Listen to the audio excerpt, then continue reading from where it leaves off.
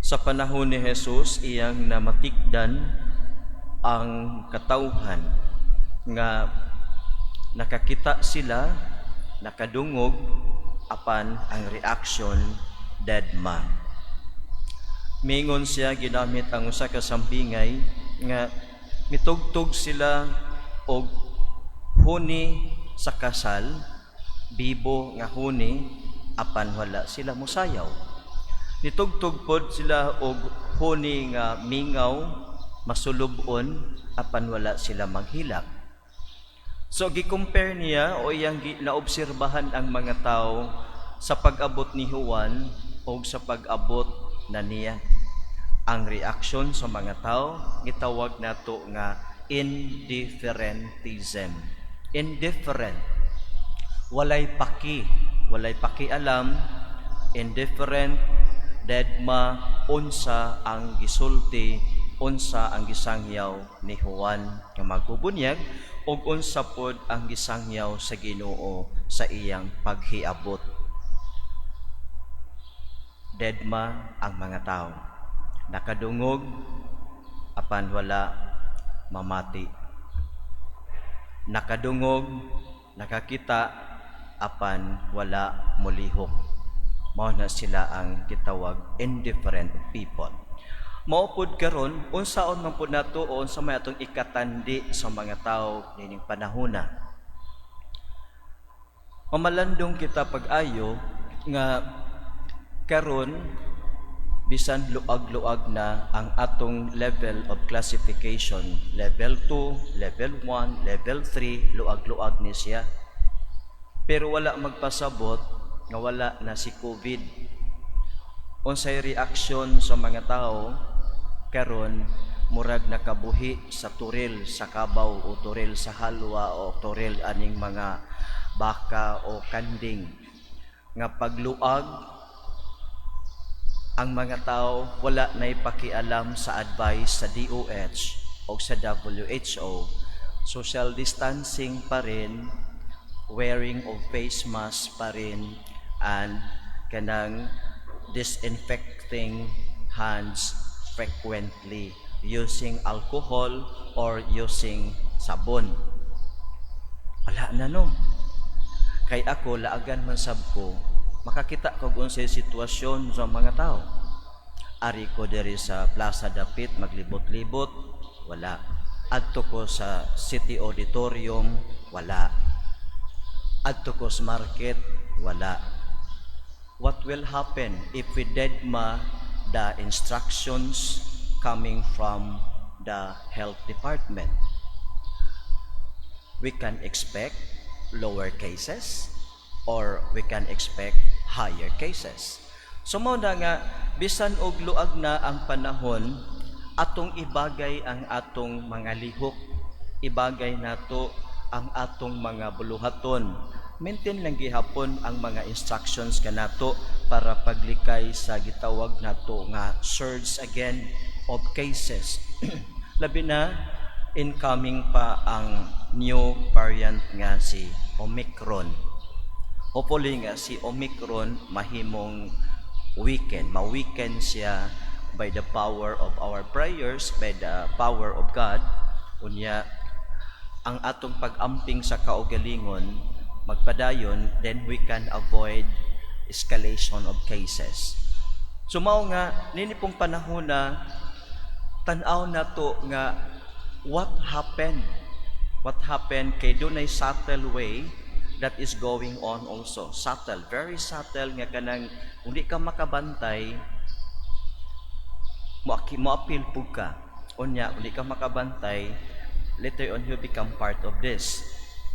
Kana bitong mahimo ta nga instruments of isolation, instrument of separation. Okay. May gani sa atong EO karon sa city kay ang tanan makasulod sa simbahan. Either you are inoculated or wala mo'y inoculation. Kay nga no, kung na-inoculated, buti pa sabot, you have added protection. And if you have added protection, why are you afraid of those people who don't have added protection? Did you get the logic? Supposed to be, you are given an extra protection, and you should not be afraid. Instead, you should be brave of integrating with these people. But what happened? They wanted you to be separated, to be isolated from this group. What is the purpose of adding? Are you added an extra protection to become afraid? Or are you added an extra protection to become brave? So, mo ni siya subtle way karon na, subtle way of may nga the smoke of Satan is entering into our church. Unya, kung mao kini nganong ilikay man katong inoculated, why are they separated? Is it because you can be infected once again? So mao tan-aw na to unsay logic.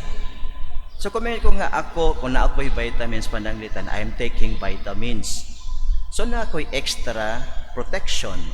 Kita mo sa mga enerbonsi pananglitan sa ilang TV ads, gilibutan sila og rays of light. Buti pa sabot, extra protection. So they can play with their playmates sa mga child, mga ano to. They can integrate with the child, with the other children. They can play with muds, clay in the ground, and they are protected. That is the proper understanding of being given extra protection.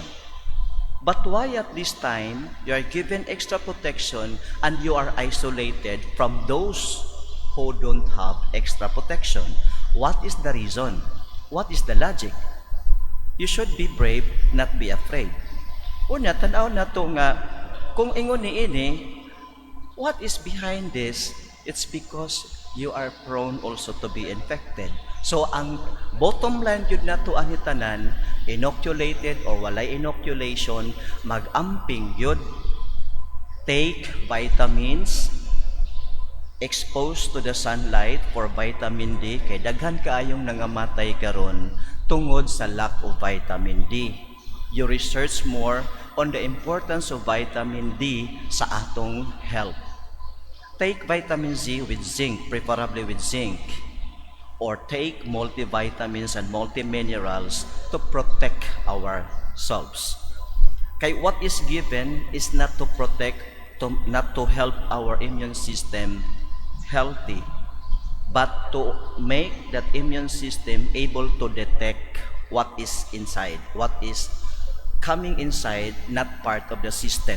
So mao na siya. But remember, this is waning. After 8 to 10 months, waning na siya. So what can make our immune system healthy? Take your vitamins regularly. Kung wala mo i-vitamins, kay mahal man ang vitamins, sige, palit mo kamunggay, leaves, himay-himayan, then that will be your kamunggay tea. Ganong kamunggay? Ang kamunggay is very rich in antioxidant, very rich in vitamin C. Ang kamunggay is gitawag na ito nga antimicrobial o antibacterial power. Unya, it is also good for your skin kay it helps production of collagen. Magwapa pa mo. Nya, mahamis pa inyong panit. Kaya nga no, collagen production ang kanang kamunggay. Ang kamunggay is available everywhere. Kung wala mo'y tanom, go to the market. Then, mao ni karon nga, ang bottom line gyud mga kaigsunan, let us not be dead ma, like the people of the gospel. Let us not be dead ma. Kay even nga giluagan karon, giluagan dili tungod kay wa na si COVID, giluagan tungod kay mabagsak na gyud ang atong economic status, ang atong economic life. So mao na nga, kung manglakaw, take care of yourself. Social distancing as much as possible. Don't forget to wear your mask. Labi na kung naamo sa crowded place. But if you're at a distance, you can just simply like me, layo man mo nako, kining ahong laway, di mo nakaabot sa inyo. Kining ahong gininhawa, di ni kaabot sa inyo. Kay ang virus has no wings to fly to you. Kung mulagpot na siya, 1 meter away ragyod na siya or 2 meters the most. So mga kaigsunan, mga nining panahon sa Adbyento, ikinahanglan nato kini bitong mahimutang igmat, mahimutang andam sa pagpaminaw o sa pagsunod sa mga advices ka nato sa atong health department o bisan na wa pay advices sa health department, kanang consciousness of our own hygiene, consciousness of our own protection, mao ni makatabang nato para makalikay kita sa pagdaghan na usab sa mga kaso.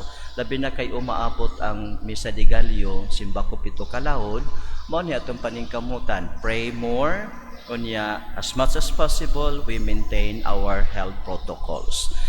Manindog kitang tanan mga kaigsunan ug atong ipadangat sa Ginoo kining atong mga pangaliya. Uban sa malao mong tingog, hiusahon nato karon ang atong mga pangaliya ngadto sa Ginoo